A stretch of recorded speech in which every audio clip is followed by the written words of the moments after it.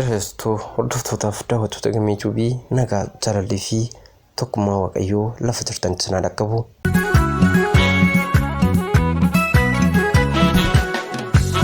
Bagaa barattuu koos taate bagan sis jaaladhe. Dhugaa dubbachuuf jaalalli eessaa fi yoom akkamiin akka nama qabu namni beekee itti galu jira laata? Namoonni anaa fi fakkaattii koo yookiin ta'iin anaa wal fakkaatu quunname hedduu ta'uu mala jedhee yaada.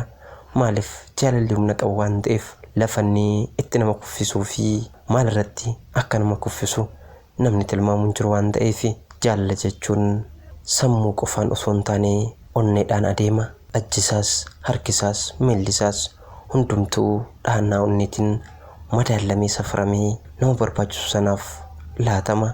Dhagaa anis barsiisaan ture. Gaafan barsiisaa elementarii ture barattuu baay'ee cimtuu fi amala qabeettii simboo qabeettii waan mudaan hin qabne tokkotu barattuu koo ture. Barattuun kiyya kun cimina barnootaa akka ajaa'ibaatti qabdi. Gosa barnootaan ani barsiisu kana yeroo hundaa na jalaa cuftee yookiin guutuu deebisteet na rakkisti. Anaanis na ajaa'ibaa dhufte. Sanarratti immoo amalli, dhaabbiin, simboon, qajjisni mataa ishii akka ajaa'ibaa nama harkisa.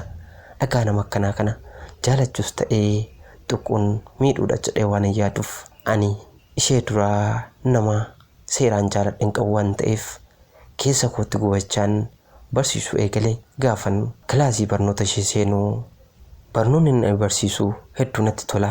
Anis hedduun itti qophaa'ee deema. Anis barsiisaa cimaa waan hin tureef homaa barnoota irratti shakkii tokko hin qabu. Isheen dhimma barnootaatiin kan natti dhiyaattu, anaan garuu dhimmi biraa na keessatti uumamaa deemeera. Akka disipiliinii yookiin seera mana barumsaatti barsiisaan tokko barataa bifa biraatiin ilaaluun hin danda'amu. Akka barataa isaatti barsiisaanis akka barsiisaatti walitti dhufeenyi isaan qabaachuu qaban. Kana yoo hin taane seerri mana barnootaa keenyaa hojiirraa na ari'uu danda'a jedhee waan hin shakkuuf illee darbees immoo wanti haasa'ame boonsaan oolu jedhee waan hin shakkiif barattuu kiyya kanatti dubbachuun barbaadu. Osuman jedhu barattuun koo kun ministirii fudhattee na biraa deemte. Dhagaa amma anaaf wayyaadha. Maaliif jennaan na biraa deemteetti waan ta'eef tokkoon jaalala isheerraa nan fagaadha yookiin dagachuu hin danda'a. Lammaffaa immoo yoon gaafadha illee mana barumsichaatii baateetti waan ta'eef wanti seeraa yookiin disipiliinii mana barumsichaatiin wal qabatu hin jiru. Dhagaanis dagachuufan eegalee garuu hin milkoofne. Mucayyoon kun deddeebitee na fuuldura dhaabbatti. Naannoon isheen itti barattu xiqqoo achi yoo hiiqeyyuu manaan naannoo tokko waan galluuf arguun koon oolle. Garuu akka turii sana guyyaa guyyaan kutaa barnootaa keessatti wantin argee jeeqamuuf homtuu hin jiru. Dhagaa gara cabettaa yaasu jedheen guyyaa tokko ishii waamee shayii affeeree ishee haasofsiise. Isheenis baay'ee natti gaddite, natti qabamte. Garuu amansiisuu yaaleera. Guyyaa sana amansiisuu hin dandeenye. Natti mufattee waan jirtuuf deddeebitee na arguu fi gaafa na agarte narraa goruu eegalte. Baay'een ofitti gadde. Naman akkasiin jaaladhu kana yoon akkanumaa waliin jiraadhe bareeda ture jedhee maafan gaafadha jedhee of ceephoo fi ofitti gadduu eegale. Sana boodas irra deddeebiin hordofee al lammaffaaf ishee amansiise. Gaafan ishee amansiisu kaa yoo ta'een ta'a yoo hin taane hin haffa jedheen isheetti hime. Ani dirqama si jaaladhee atis dirqama na faana jiraachuu miti.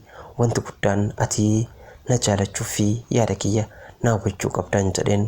Isheenis barattuu cimtuu waan taateef barumsa koo irratti miidhaa narra qabaa jette. Anis hagaatii barnoota kee kutaa 10 fixxutti waa kana sana siin hin jedhu. Garuu yaada kiyya qofa na hubadhuutii barnoota keetti fufi jedheen yaada kenna keessa bushe. Isheenis kutaa 10 akka xumurteen qabxii gaarii fiduudhaan kutaa 11tti dabarte. San booda gaafa kutaa 12 geessee antiraansii ishee fudhattu maatii isheettan ergadhe. Maatiin ishees tole naa jedhanii naaf eeyyamanii akka ana waliin bultii ijaarratu taasisan. Sana boodas yuunivarsiitii osoo hin deemne bultii waliin ijaarranne.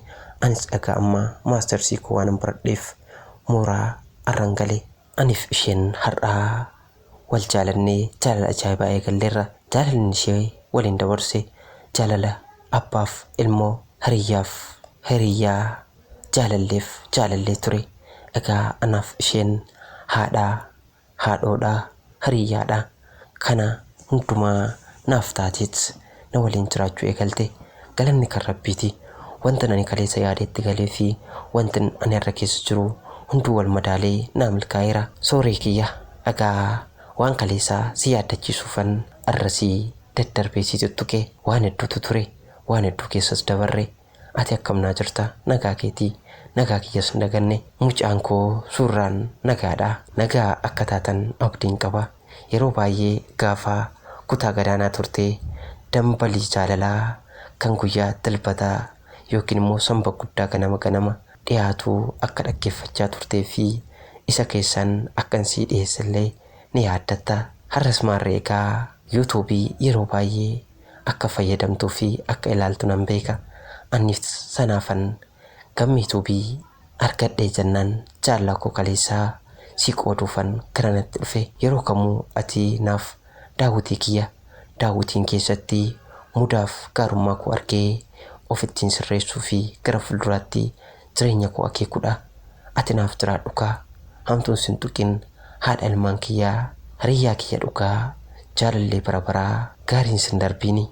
Ani hiriyyaan kee har'aa qaamaan sirraa fagaadhuyyuu boruu deebi'ee akkan dhufu abdiin qaba. Sababni barnootaa sin narraa fageessee anas sirraa fageessee biyyaan baan jira.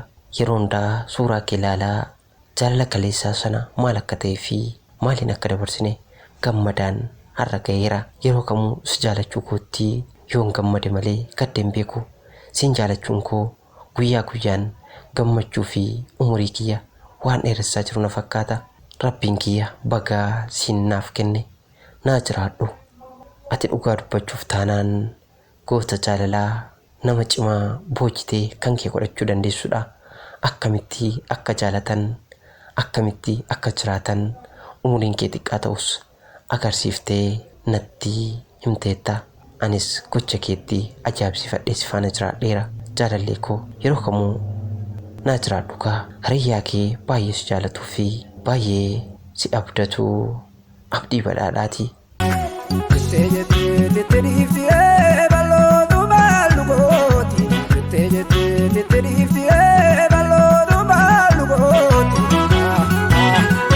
Kudamatu awal jalatenu lamare apole dofte akaritu mukarrani maluma be walar kananu lamare apale dofte ofararatu kunyoni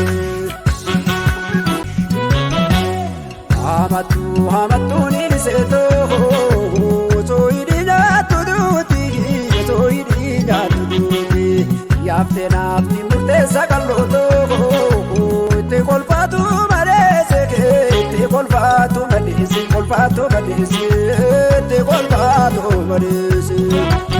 Hangaariirraa jaalallee kiyyaa haadha suurraa yookiin sooree koo jedhee kan waammadhu.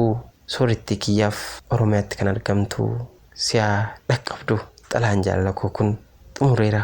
Hagaa ijji nagaa wal argutti nagaan naaf ture. Tole obboleessa keenya seenaa kee waan nu qoddeef guddaa galatoomi. Egaa carraa hin argamnedha. Barsiisaa taatee barattuu kee baay'ee jaalattuu fi baay'ee beektu, amala ishii sirriitti hubattee dhandhamtee ilaaltee jaalatteetti milkaa'uun waan hin jirre baga uumaan waliin sin jiraachisee lafa yaaddanii fi waan hawwitan sin agarsiise. Ammallee taanaan umuriin keessan umurii irraa keessaa baay'inni keessan cirrayyachaa abbayaa waliin jaaraa waliin raagaa aarrii filadhaa horaas baay'adhaa. Isin uniif fakkeenya taatu. Yeroo kamuu yaada keessan nu qoodaa. Like, share fi subscribe gochuu hin dagatinaa. Na jajjabeessaa. Anis yeroo kamuu yaada isin sagaleedhaanis barreeffamaan gama sooshaal miidiyaatiin na argitan qindeessee babbareechee sin dhaqqabsiisuudhaaf qophaa'aadha. Hagaa sagantaa itti aanutti nagaan turaa. Horaa bulaa deebanaa. Gammee tuubiidhaa Oromiyaarraa.